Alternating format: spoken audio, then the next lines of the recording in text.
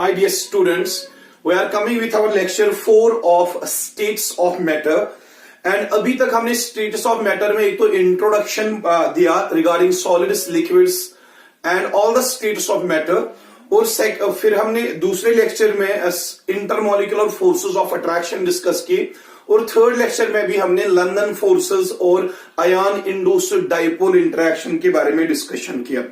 आज के इस लेक्चर में हम स्टेट्स ऑफ मैटर का जो हमारा लेक्चर नंबर 4 है, आज के इस लेक्चर में हम डिस्कस करेंगे मेजरेबल प्रॉपर्टीज ऑफ गैसेस।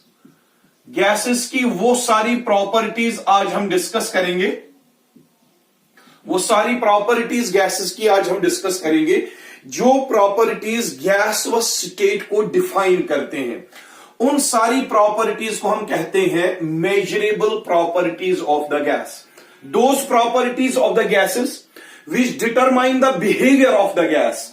एक गैस की डेंसिटी क्या है, एक गैस कितना प्रेशर एक्सर्ट करता है, ये सार यानी कि गैस का बिहेवियर कौन कौन सी प्रॉपर्टी पे डिपेंड करता है, वो सारी प्रॉपर्टीज कहलाती है बेटा measurable properties of gases. Those properties of gases which determine the behavior of the gas, those properties are called as measurable properties. तो इन measurable properties में सबसे पहली प्रॉपर्टी जो आती है that is mass of gas। एक तो हमें mass of gas पढ़ना पड़ेगा कि mass of gas हम कैसे डिटरमाइन कर सकते हैं। Second one is volume of gas. Volume of gas is the second measurable property. Next one is third one, that is temperature of the gas. ये होता क्या है, किस पे डिपेंड करता है और यूनिट्स क्या है इसके। Number next one is the pressure of the gas, pressure of gas वो हमें पढ़ना है। And fifth property here is that is density, density of gas. ये होता क्या है और कैसे डिटरमाइन करते हैं। All these properties, mass of gas, volume of gas, temperature of gas, pressure of gas and density of gas, ये जो सारी प्रॉपर्टीज है, इन प्रॉपर्टीज को हम कहते हैं बेटा measurable properties of the gas. यही प्रॉपर्टीज है जो एक गैस का बिहेवियर डिटरमाइन करते हैं कि गैस कैसा है, गैस का डेंसिटी, गैस का वॉल्यूम, गैस का मास, ये सारी प्रॉपर्टीज मिलके जिनको हमने मेजरेबल प्रॉपर्टीज का नाम दिया है, ये सारी प्रॉपर्टीज मिलके एक गैस का बिहेवियर डिटरमाइन करने में मदद करते हैं। सो ये एक इजी लेक्चर है। सबसे पहले हम इन टर्म्स की तरफ देखते हैं, मास, वॉल्यूम, टेम्परेचर, प्रेशर। हर किसी टर्म का, हर किसी मेजरेबल प्रॉपर्टी का एक तो हम इंट्रोडक्शन पढ़ेंगे और हर किसी मेजरेबल प्रॉपर्टी के लिए हम कोई फॉर्मूला देंगे जिससे हम कि इन मेजरेबल प्रॉपर्टीज को मेजर करें और इनके एसआई यूनिट्स हम लेते हैं। बहुत ही ज्यादा इजी लेक्चर रहेगा आज का। तो सबसे पहली प्रॉपर्टी जो हम यहां पे डिस्कस करते हैं that is mass of the gas. Mass of the gas, I will drop this of now, ये लिखने की जरूरत ही नहीं है अब। तो सबसे पहली प्रॉपर्टी मास ऑफ गैस हम कैसे डिटरमाइन कर सकते हैं। समझ लो आपके पास एक कंटेनर है, this is your container, empty है ये, दिस इज एमपीटी कंटेनर और एमपीटी वेसल, जिसमें जो खाली है, इसमें अंदर में इस कंटेनर में कुछ प्रेजेंट ही नहीं है, it is completely empty inside. Empty container लिया है मैंने जिसका वेट, इसका वेट है W1 grams. Mass of gas हम कैसे डिटरमाइन कर सकते हैं, ये समझने के लिए मैंने यहां पे एमपीटी कंटेनर लिया है। इस एमपीटी कंटेनर का मास या वेट जो है that is W1 grams. Here W1 grams represents the weight और मास ऑफ एमपीटी कंटेनर। अब अगर हम इसको फिल करते हैं, इस एमपीटी कंटेनर को हम फिल करते हैं विथ गैस, इसमें हम गैस डालेंगे अंदर, so we will be getting the same container, यही कंटेनर है, हम इसमें अब गैस फिल कर देंगे। ये हमने इसमें गैस फिल कर दिया, ये हमने अब इस गैस अब फिल कर दिया इसमें। That means the same container जो है सेम ही है, यही कंटेनर यहां पे ले लिया और इसमें हमने गैस फिल कर दिया। तो that means it is now field container, now it is filled with gas. Now this container is filled with gas. और गैस के फिल होने के बाद हम इस कंटेनर का वेट करेंगे, say for the example that comes out to be W2 grams. अगर मुझे पूछा जाए what is the mass of this gas in this container, तो वही हमें डिटरमाइन करना है। मास ऑफ द गैस एक कंटेनर में कैसे डिटरमाइन कर सकते हैं, तो हमें क्या करना होगा, मास ऑफ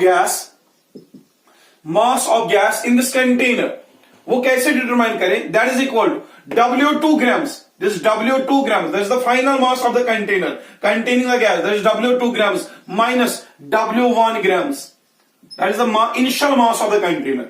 तो जब आपका कंटेनर पहले एमपीटी था, अब इसमें आपने गैस फिल कर दिया, एमपीटी कंटेनर का मास जो है W1 ग्राम है और फिल्ड कंटेनर का मास क्या है, W2 ग्राम है। अब जब आप फिल्ड कंटेनर का मास उसको आप सब्ट्रैक्ट करोगे मास ऑफ एमपीटी कंटेनर, जो इन दोनों की डिफरेंस निकलेगी बेटा, that difference will give you the mass of the gas. So you have to remember this formula, how to determine the mass of the gas. That means mass of the gas is equal to the difference in the mass और weights of the container having or it is the difference in the mass of container containing gas in it and the mass of the empty container।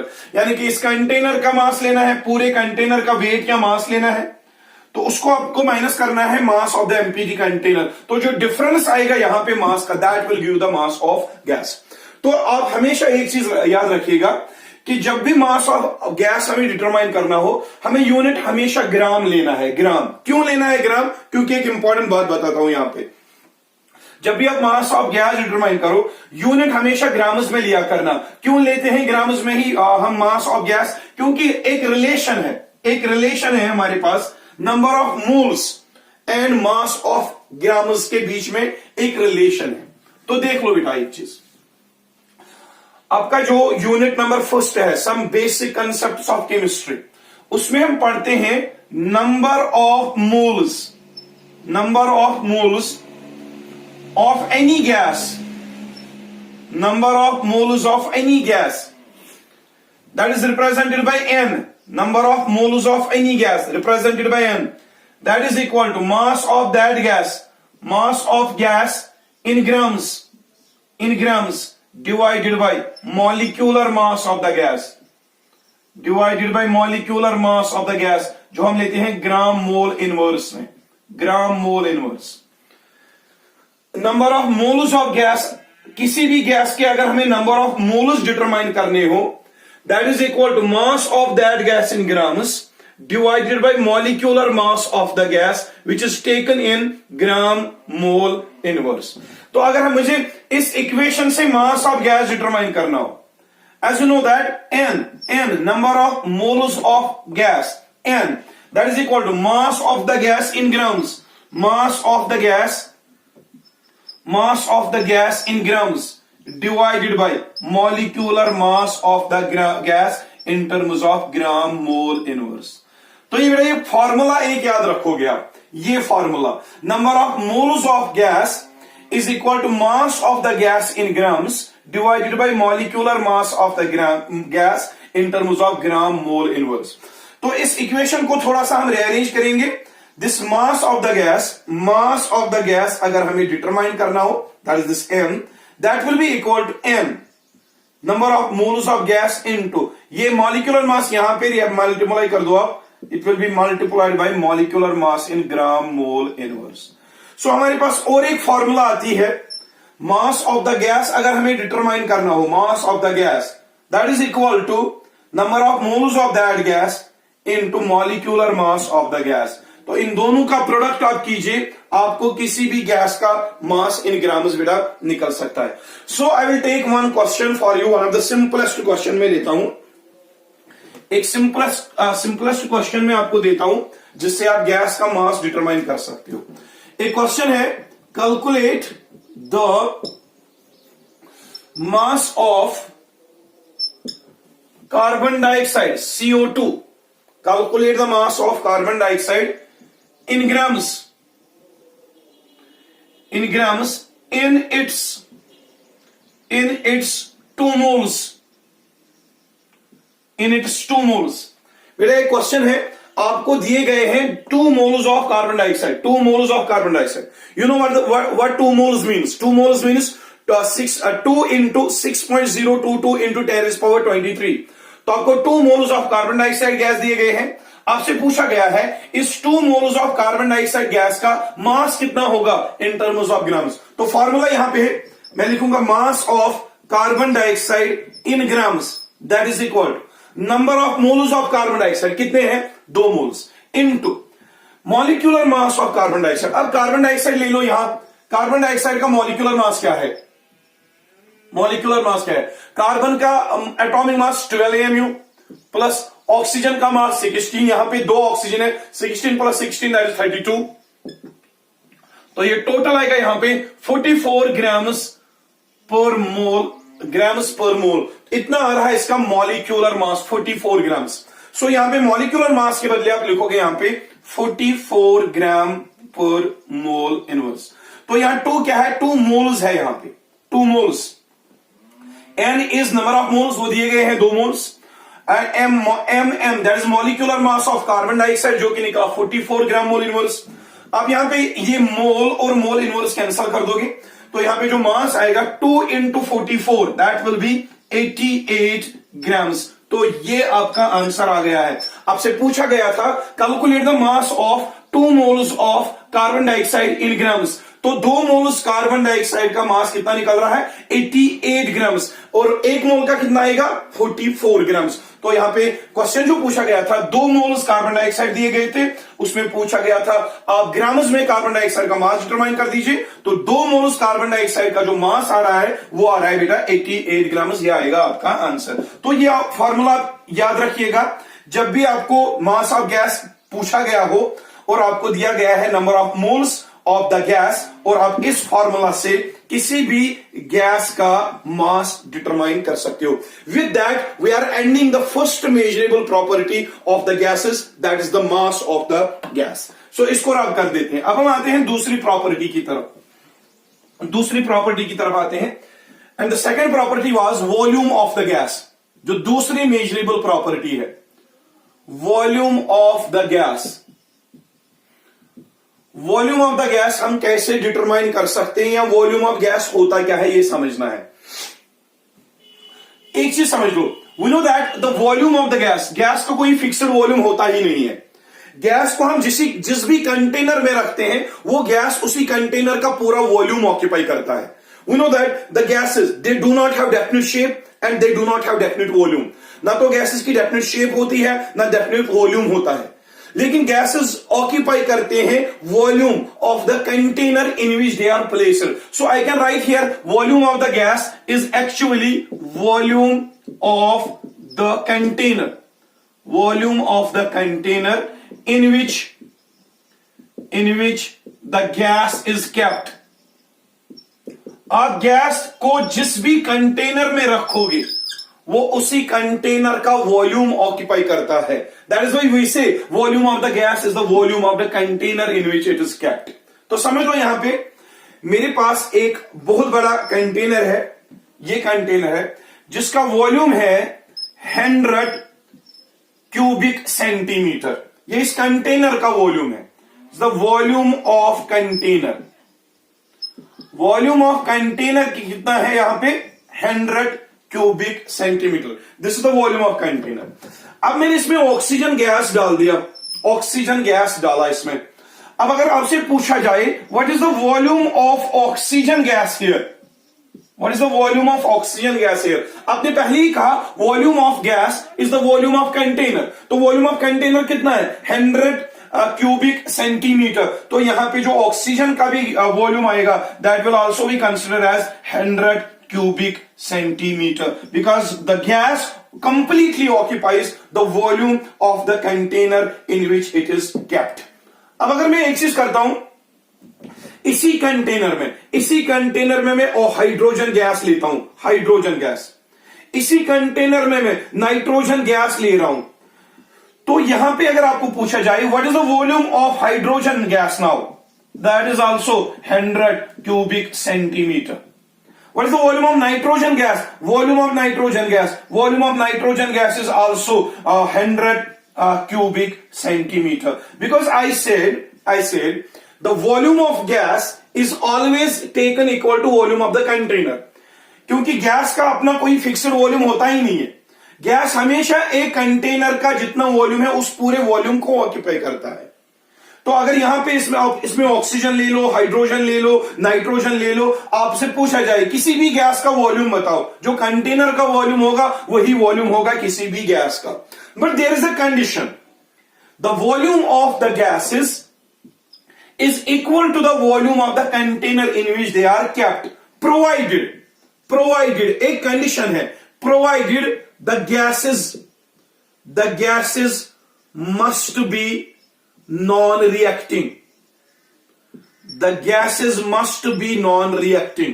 ये एक important condition है। हम कहते हैं कि जो container का वॉल्यूम होगा वही होगा गैसेस का भी वॉल्यूम। इस कंटेनर में इस कंटेनर में कंटेनर का वॉल्यूम है कितना, 100 क्यूबिक सेंटीमीटर। अब इसमें मैंने हाइड्रोजन गैस डाल दिया, नाइट्रोजन गैस डाल दिया, ऑक्सीजन गैस डाल दिया। अगर मुझे इंडिविजुअली पूछा जाए अब ऑक्सीजन का वॉल्यूम, हाइड्रोजन का वॉल्यूम, नाइट्रोजन का वॉल्यूम कितना है, तो जो कंटेनर का वॉल्यूम होगा वही वॉल्यूम इनका भी होगा। But there is a condition, ये कंडीशन तब ठीक है कि the volume of container is equal to the volume of the gas. ये तब ठीक है जब गैसेस आपस में नॉन रिएक्टिंग हो। बेटा जब अगर गैसेस ने आपस में रिएक्ट कर दिया तो at that time the volume of container does not represent the volume of gas. ये चीज आप इंपॉर्टेंट याद रख देना कि volume of gas is always equal to volume of container provided the gases placed in the container they are non reacting, वो आपस में रिएक्ट नहीं करते हो। एक चीज समझना है, ऑक्सीजन समझेगा ये मेरा सिलेंडर है, वो चाहेगा मैं ये सारा वॉल्यूम ऑक्यूपाई कर लूं। हाइड्रोजन चाहता है कि नहीं ये सिलेंडर मेरा है, मैं सारा वॉल्यूम ऑक्यूपाई करूंगा। और नाइट्रोजन कहेगा नहीं ये सारा सिलेंडर मेरा है, मैं ही सारा वॉल्यूम ऑक्यूपाई करूंगा। So every gas tends to behave like that as the volume of the container is its own. That is why we say the volume of container is the volume of gas itself. So ये condition जो हम कहते हैं कि जो container का volume है वही वॉल्यूम ऑफ गैस है। ये वॉल्यूम ऑफ गैस है क्या? वॉल्यूम ऑफ गैस है कि गैस कितने वॉल्यूम में घूम सकता है, हाइड्रोजन कितने वॉल्यूम में घूम सकता है, ऑक्सीजन कितने वॉल्यूम में घूम सकता है, नाइट्रोजन कितने वॉल्यूम में घूम सकता है, वही है उसका वॉल्यूम। तो एक हाइड्रोजन गैस कितने वॉल्यूम में घूम सकता है वो डिपेंड करता है सिलेंडर का कितना वॉल्यूम है। अगर सिलेंडर का वॉल्यूम इतना है 100 क्यूबिक सेंटीमीटर, तो 100 क्यूबिक सेंटीमीटर के वॉल्यूम में हाइड्रोजन भी घूम सकता है, ऑक्सीजन भी घूम सकता है, नाइट्रोजन भी घूम सकता है।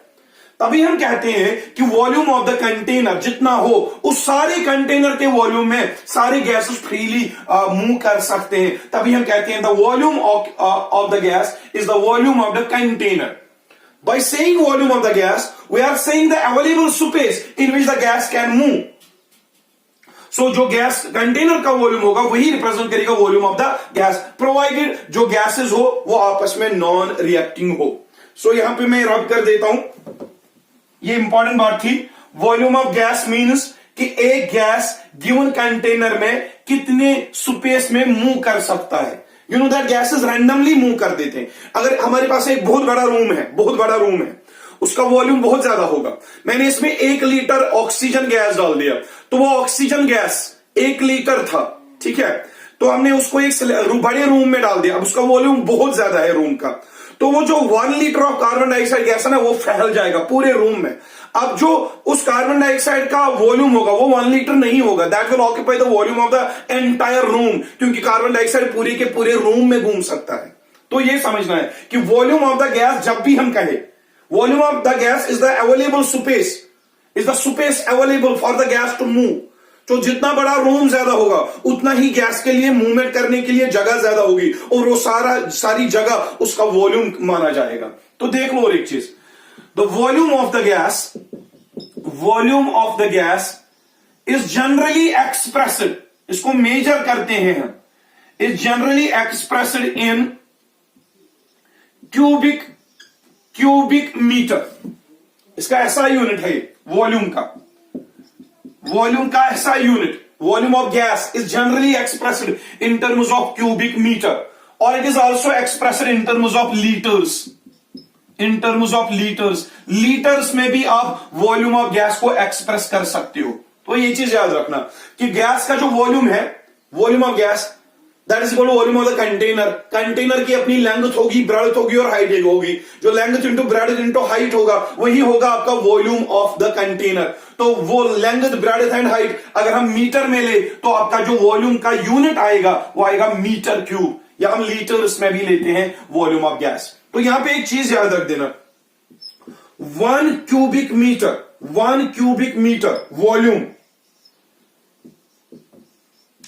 volume of gas, if it is equal to 1 cubic meter, it is equal to 10 raised to power 3 cubic decimeter। ये चीजें याद रखना क्योंकि न्यूमेरिकल प्रॉब्लम्स में यूज होती है, ये चीजें आप याद रखने ना। वॉल्यूम ऑफ गैस अगर हम लेते हैं 1 cubic metre, that is equal to 10 raised to power 3 cubic decimeter, और that is equal to 10 raised to power 3 litres. ये चीज आप याद रख लेना क्योंकि ये बहुत इंपॉर्टेंट है, बहुत ज्यादा important. Volume of gas if it is taken as 1 cubic metre, that 1 cubic metre is equal to 10 raised to power 3 cubic decimeter, and 10 raised to power 3 cubic decimeter that is equal to 10 raised to power 3 litre. यहां पे आप देख सकते हो 10 raised to power 3 cubic decimeter, 10 raised to power 3 liter, they are both equal to 1 cubic meter। That means 1 liter of gas, that will always be equal to 1 liter, sorry, that will always be equal to 1 cubic decimeter। ये चीज भी याद रखना, 1 cubic meter of any gas that is equal to 10 raised to power 3 cubic decimeter, and that is equal to 10 raised to power 3 liters। That means from this data we can say 1 liter of gas that is equal to 1 cubic decimeter of that gas। तो ये चीज आप याद रखना, या ऐसे भी याद रख सकते हो, ऐसे भी याद रख सकते हो 1 liter of gas, 1 liter of gas that is equal to 1000 ml milliliter, that is equal to 1000 milliliter, or that is equal to 1000 cubic centimeter, or that is equal to 10 raised to power 3 cubic centimeter। तो ये चीज भी आप याद रख सकते हो। The volume of gas, जो वो गैस का वॉल्यूम है उसके डिफरेंट यूनिट्स है, ये यूनिट्स आप याद रख लीजिएगा, आपके न्यूमेरिकल प्रॉब्लम्स में बहुत ज्यादा काम आएंगे। लेकिन वॉल्यूम ऑफ गैस क्या होता है वो समझना है। वॉल्यूम ऑफ गैस का मतलब है जिस कंटेनर में आप गैस को रखोगे वो गैस उस कंटेनर के सारे वॉल्यूम में मूवमेंट करना चाहेगा। That is why we say volume of the gas is equal to the volume of the container in which that gas is placed। So आप इसको नोट डाउन कर दो, मैं इसको रब कर देता हूं फिर।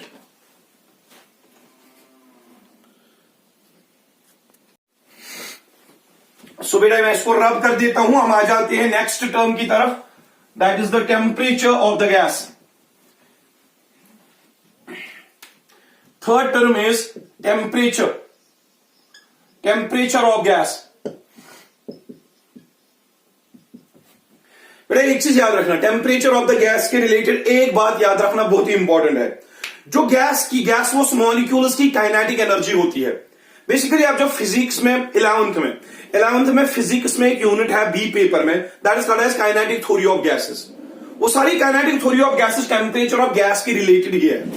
तो उसमें हम पढ़ते हैं टेम्परेचर ऑफ द गैस। अगर आपको गैस का टेम्परेचर डिटरमाइन करना हो, that temperature of the gas is always equal to the kinetic energy of the gas. बेटा जो गैस की काइनेटिक एनर्जी होगी, जितना गैस मूव करेगा ज्यादा, जितनी उसकी में काइनेटिक एनर्जी होगी उतना ही उसका टेम्परेचर ज्यादा होगा। सो सिंपल बात याद रखना आप, temperature of the gas simply represents the kinetic energy of the gaseous molecules.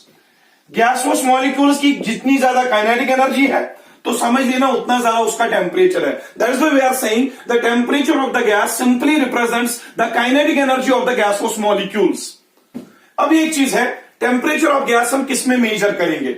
Temperature को हम डिफरेंट स्केल्स में मेजर करते हैं। एक तो डिग्री सेल्सियस में मेजर करते हैं, ठीक है, और एक तो हम इसको केल्विन स्केल में भी मेजर करते हैं। लेकिन सबसे इंपॉर्टेंट बात है, हमेशा स्टेट्स ऑफ मैटर में हमेशा आप टेम्परेचर को केल्विन स्केल में ही मेजर करना। आप एक फॉर्मूला याद रखना, temperature in Kelvin scale, temperature in Kelvin scale that is always equal to temperature in Celsius scale plus 273.15। अगर आपको टेम्परेचर दिया गया हो सेल्सियस स्केल में न्यूमेरिकल प्रॉब्लम में, आपको टेम्परेचर दिया है डिग्री सेल्सियस में, लेकिन न्यूमेरिकल प्रॉब्लम में आपको जरूरत पड़ती है कि आप उसको केल्विन में कन्वर्ट करो, क्योंकि केल्विन जो है is the SI unit of temperature.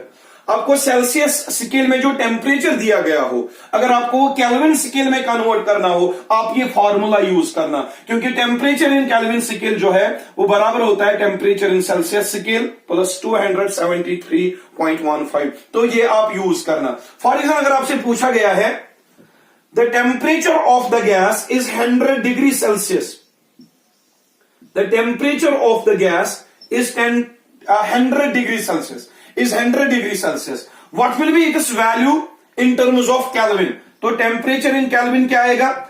100 degree Celsius तो है सेंटीग्रेड में, तो आप यहां पे लोगे 100 डिग्री सेल्सियस प्लस कर दोगे 273.15, तो टेम्परेचर इन केल्विन कितना आएगा?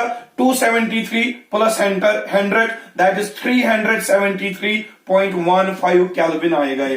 तो ये फॉर्मूला आप याद रखना कि जब भी आपको temperature of gas Celsius scale में दिया गया हो, आप उसको केल्विन स्केल में कन्वर्ट कर सकते हो, और ये फॉर्मूला आपको आगे जाके न्यूमेरिकल प्रॉब्लम्स में यूज होगी। लेकिन यहां पे आपने जो इंपॉर्टेंट पॉइंट समझा है वो ये है कि टेम्परेचर ऑफ गैस जो है that is actually the kinetic energy of the gaseous molecules. जितनी एक गैस के gaseous molecules की kinetic energy ज्यादा होगी, उतना ही ज्यादा होगा उसका temperature. So temperature is represents the kinetic energy of the gaseous molecules. लेकिन सिंपली बेटा मैं एक चीज बता देता हूं, ये इतना इजी भी नहीं है कि हम कहते हैं temperature of the gas is the kinetic energy of the gaseous molecules. ये इतना इजी भी नहीं है। ये समझने के लिए आपको 11th में फिजिक्स में एक पूरा यूनिट पढ़ना है जिसका नाम है काइनेटिक थ्योरी ऑफ गैसेस। वहां पे ये आप अच्छे से समझोगे। लेकिन मुझे एक चीज चाहिए थी यहां पे, जो कि है टेम्परेचर ऑफ गैस जो है वो डिपेंड करता है गैसियस मॉलिक्यूल्स की काइनेटिक एनर्जी पे। जितना गैस मूव करेगा ज्यादा, जितना गैसियस मॉलिक्यूल्स की मूवमेंट ज्यादा होगी, उतनी उनकी एनर्जी ज्यादा होगी, काइनेटिक एनर्जी, और जितनी उनकी काइनेटिक एनर्जी ज्यादा होगी उतना ही ज्यादा उनका टेम्परेचर भी होगा। और वही टेम्परेचर ऑफ गैस हम मेजर करते हैं in terms of kelvin scale. और केल्विन में अगर आपको टेम्परेचर डिटरमाइन करना हो, आपको ये फॉर्मूला याद रखनी पड़ेगी बेटा। सो आ जाते हैं हमारी नेक्स्ट प्रॉपर्टी की तरफ। एक तो हमने पढ़ा है मास ऑफ द गैस, फिर हमने पढ़ा वॉल्यूम ऑफ द गैस, अब फिर हमने पढ़ा temperature of the gas. Now we will be moving towards another term, that is the fourth term, that is pressure of the gas. Pressure of the gas, pressure of the gas होता क्या है?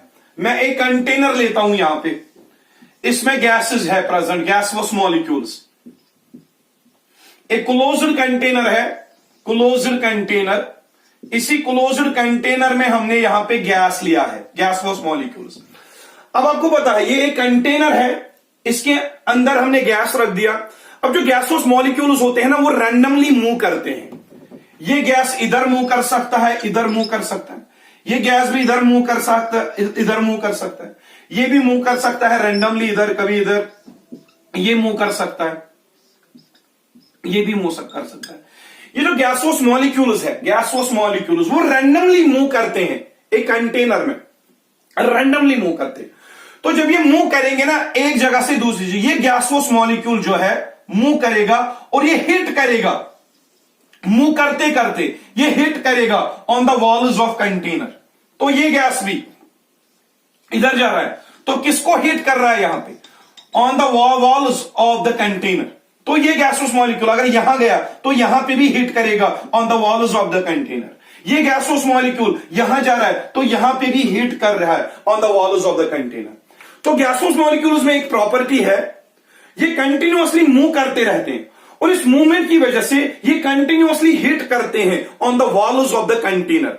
सो hit करते समय ये force exert करेंगे on the surface of the container और on the walls of the container. ये gaseous molecules कितना फोर्स एक्सर्ट करते हैं on the walls of the container in which they are placed, that is called as pressure of the gas. So I will write here, pressure of the gas is the force exerted, is the force exerted by gaseous molecules on the surface of the, या on the surface लिखूं या on the walls of the container, on the walls of the container in which they are placed. Sir gaseous molecules यहां इस cylinder में कितना force exert कर रहे हैं on the walls of the container, वो रिप्रेजेंट करता है बेटा pressure of the gas. Pressure simply means the force exerted by gaseous molecules on the walls of the container in which they are placed. So मैं एक formula लेता हूं यहां पे. I will write it as pressure of the gas is equal to the force exerted by the gaseous molecules on the walls or the surface area of the container in which they are placed. So I will write force as pressure as force upon area of the cylinder. Force upon area of the cylinder. Gaseous molecules कितना force apply करेंगे, exert करेंगे on the walls or surface of the container या surface area of the container, that represents the pressure of the gas. तो एक चीज देख लो अब gaseous molecules की kinetic energy जितनी ज्यादा होगी, गैसेस मॉलिक्यूल्स की जितनी काइनेटिक एनर्जी ज्यादा होगी उतना वो ज्यादा मूव करेंगे, जितना वो ज्यादा मूव करेंगे उतना वो ज्यादा हिट करेंगे, जितना वो हिट करेंगे ज्यादा उतना ही वो ज्यादा फोर्स एक्सर्ट करेंगे ऑन द एरिया और the walls of the container, उतना ही ज्यादा उनका प्रेशर ज्यादा होगा. That means the more the kinetic energy, the more the temperature we supply to the gaseous molecules, more will be the increase in their movement, more will be the magnitude of the pressure or the force they exert on the walls of the container. तो यहां पे हम लिख रहे हैं pressure of the gas that is equal to force upon area. So मैं ऐसे लिखूंगा units of pressure, units of pressure. अब force का यूनिट क्या है? न्यूटन. अब एरिया का यूनिट क्या है? लेंथ इंटू ब्रेड्थ, तो आएगा metre square. So its unit will be Newton per meter square या Newton per square meter, या मैं इसको ऊपर कर देता हूं, it will become Newton meter inverse square. And Newton meter inverse square जो है that is the unit of pressure exerted by the gas. इसको हम Pascal भी कहते हैं. It is also called as Pascal and is represented by PA. So the units of pressure, that is Newton per square meter or Newton meter inverse square, and that Newton meter inverse square that is also called as Pascal and which is represented by PA. इसके अलावा pascal के अलावा pressure का जो और common units use होते हैं that is atmosphere. Usually हम प्रेशर को मेजर करते हैं in terms of atmosphere. Atmosphere is another unit of pressure. ये जो 1 एटमॉस्फेयर है बेटा, 1 atmosphere is equal to 1.10132 pascals. ये चीज याद रखना. 1 atmosphere is always equal to 101.325 pascals, and it is also equal to 1 atmosphere is also equal to 760 mm of Hg. ये pressure का और एक यूनिट है, ये चीज याद रखिएगा. 1 atmosphere is equal to 101.325 pascals, ये चीज याद रखना. 1 atmosphere is also equal to 760 millimetre of Hg, और it is also equal to 76 centimetre of Hg, cubic centimetre of Hg. और एक चीज याद रखना, 1 atmosphere is also equal to 1.01325 bars, which is also taken equal to 1 bar. तो ये units जो है, जो भी यहां पे मैंने यूनिट्स दे दिए बेटा, ये सारे यूनिट्स आप याद रखोगे क्योंकि न्यूमेरिकल प्रॉब्लम्स में आपको ये यूनिट्स इस्तेमाल होते हैं. जब आपको दिया गया हो कि एक गैस का प्रेशर है फॉर एग्जांपल 100 एटमॉस्फेयर्स, आप बताइए वो बार्स में कितना आएगा, या आप बताइए पास्कल्स में वो प्रेशर कितना आएगा, तो वो कन्वर्जन के लिए, यूनिट कन्वर्जन के लिए आप ये वैल्यूज याद रखोगे. ये आपको बेटा ऐसे ही याद करने, इसमें कोई स्पेशल फॉर्मूला नहीं है, ये आपको ऐसे ही याद रखने हैं कि 1 एटमॉस्फेयर इतने पास्कल्स के बराबर होता है, या 1 एटमॉस्फेयर इतने मिलीमीटर ऑफ Hg के बराबर होता है. One more thing you have to remember here, 1 atmosphere is equal to 760 torr. Torr is another unit of pressure.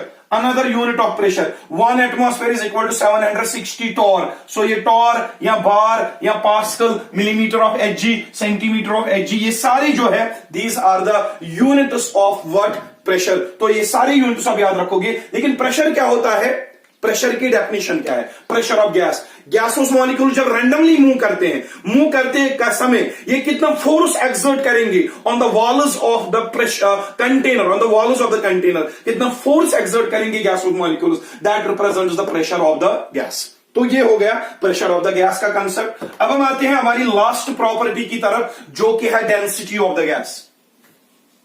Density of the gas, density of the gas which is denoted by rho. आपको पता है किसी भी चीज की density जो है that denoted by rho, density is equal to mass upon volume. किसी भी सबस्टेंस का डेंसिटी अगर हमें डिटरमाइन करना हो, किसी भी सबस्टेंस का डेंसिटी, चाहे सॉलिड हो, लिक्विड हो या गैस हो, किसी भी सबस्टेंस का जो डेंसिटी है वो हम इस फार्मूला से डिटरमाइन करते हैं, मास अपॉन वॉल्यूम। उस सबस्टेंस का mass divide by the volume occupied by the substance. तो ये दोनों, मास ऑफ द सबस्टेंस पता हो, वॉल्यूम ऑफ द सबस्टेंस पता हो, हम किसी भी सबस्टेंस का डेंसिटी डिटरमाइन कर सकते हैं। लेकिन गैसेस के केस में, गैसेस के केस में अगर हमें डेंसिटी डिटरमाइन करनी हो, ऑक्सीजन गैस की डेंसिटी, नाइट्रोजन गैस की डेंसिटी, कार्बन डाइऑक्साइड गैस की डेंसिटी अगर हमें डिटरमाइन करनी हो, तो उसके लिए एक स्पेशल फॉर्मूला है। अगर गैसेस की डेंसिटी हमें डिटरमाइन करनी हो, that is also called as absolute density of gas. अगर आपसे कभी पूछा जाए find the absolute density of the gas, एक गैस की अपनी कितनी डेंसिटी होगी, that is called absolute density of the gas which is represented by D, that is equal to P, that is pressure of the gas, into M, molecular mass of the gas, divided by R, that is universal constant, into T, that is the temperature of the gas। बेटा ये formula याद रखना, जब भी आपको किसी गैसोस molecule की density determine करनी हो, आपको उस गैस का प्रेशर इन एटमॉस्फेयर पता होना चाहिए, वो गैस कितना प्रेशर एक्सर्ट करता है।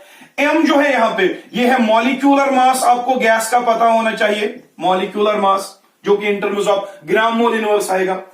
जो टेम्परेचर ऑफ द गैस होना चाहिए पता, जो कि आप केल्विन में लोगे आप। एंड आर जो है ना यहां पे, it is a constant, it is called as universal gas constant. Universal gas constant R जो है यहां पे, आर, इसका वैल्यू है आर का 0.0821, ये वैल्यू याद रखिएगा, 0.0821 litre atmosphere Kelvin inverse mole inverse. This is the value of R, which is called as universal gas constant. तो समझ लो, अगर आपसे पूछा जाएगा कि गैस की डेंसिटी डिटरमाइन करो, गैस की डेंसिटी डिटरमाइन करने के लिए एक तो हमें प्रेशर ऑफ द गैस पता होना चाहिए, molecular mass of the gas पता होना चाहिए, या यूनिवर्सल गैस का वैल्यू दिया गया है, आपको टेम्परेचर ऑफ द गैस पता होना चाहिए, यानी कि किस प्रेशर पे, किस टेम्परेचर पे कौन से गैस का डेंसिटी पूछा जाए, आप ये फॉर्मूला यूज कर सकते हैं। सपोज आपसे पूछा गया है calculate the density of carbon dioxide, CO2, carbon dioxide gas at 1 atmospheric pressure and 273 Kelvin temperature। ये क्वेश्चन एक पूछा गया है, आपसे पूछा गया है calculate the density of carbon dioxide gas at 1 atmosphere pressure and temperature of 273 Kelvin। तो देख लो, बहुत इजी है, एक चीज कर लो आप, ये 273 के बदले आप 373 लिख लो, 373 Kelvin।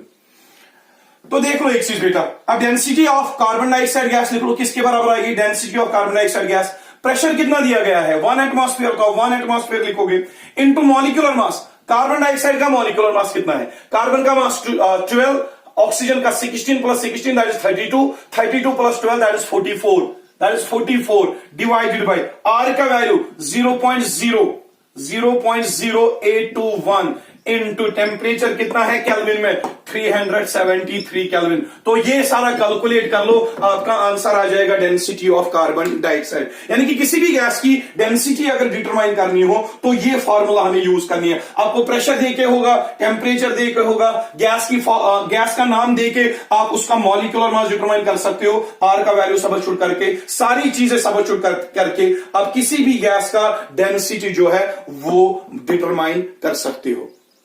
अब लास्ट बात करता हूं मैं, एक आखिरी बात मैं यहां पे करता हूं, उसी के साथ ही आपका जो लेक्चर है वो खत्म हो जाएगा बेटा। एक और टर्म है related to gases, that is called vapour density. Vapour density of gas क्या होता है, ये एक आखिरी बात बताने जा रहा हूं मैं।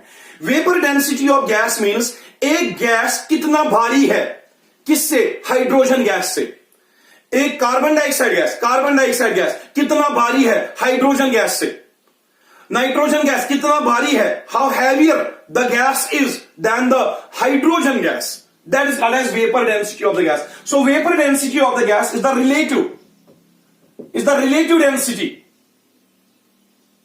Relative density of the gas in comparison to hydrogen, that is equal to, ये याद रखना हमेशा।